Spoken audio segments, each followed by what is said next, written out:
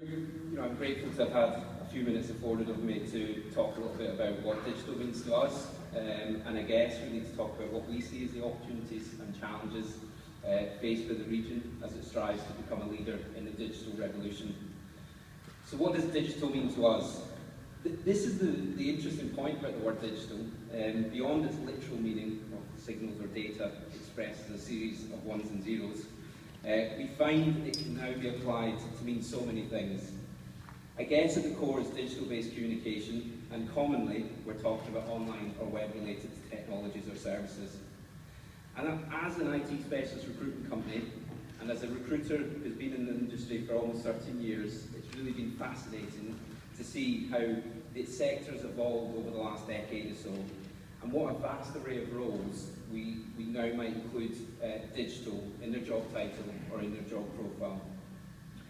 In the early days of digital, or new media, or web, as it was called then, we were typically called upon to find people that could write the code or design the look of a website or web-based application.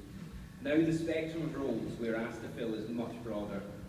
Anything from psychologists who understand how people think and interact with technology, to marketeers who know how to use social media channels to engage with a company's target audience, and ultimately to technologists who develop software in an ever-increasing array of coding languages.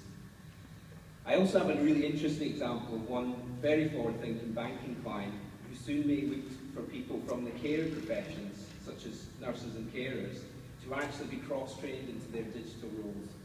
Their thinking behind this is that people with a naturally high level of empathy are very well suited to that type of work, where understanding how a customer feels is as important as actually understanding the technology. What we're seeing is a real growth in obviously the demand on digital capability in every organisation, and I guess with that is a growth in the number of the demand or business opportunities for the specialist companies providing digital related services out there. And I guess this is the opportunity for Leeds.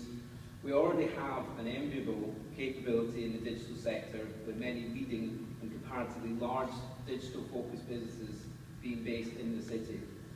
With the help of growth funds from LEP and ultimately the coming together of the sector, I think the future looks bright. But just one sort of challenge that I really want to stress is that we're not going to succeed in really driving this forward as a major part of the economy in Leeds without really pushing to offer grassroots level opportunities for people entering into the industry. What we see at the moment is some skill shortages, while there's also a huge increasing demand. And I think a big effect of that is in the last 5 years, probably because of the tough business climate, there's been limited investment at that raw talent level. So we feel for Leeds to succeed, it's critical that the sector collectively invest in creating more opportunities to train people in the skills required. And I think this is also going to include people both at the early stage of their career and actually people looking to enter into the digital sector. And I think it's only through that support that the actual digital revolution, or whatever you would like to call it, in Leeds is going to succeed. Thank you very much for your time this morning. Thank you, Nick.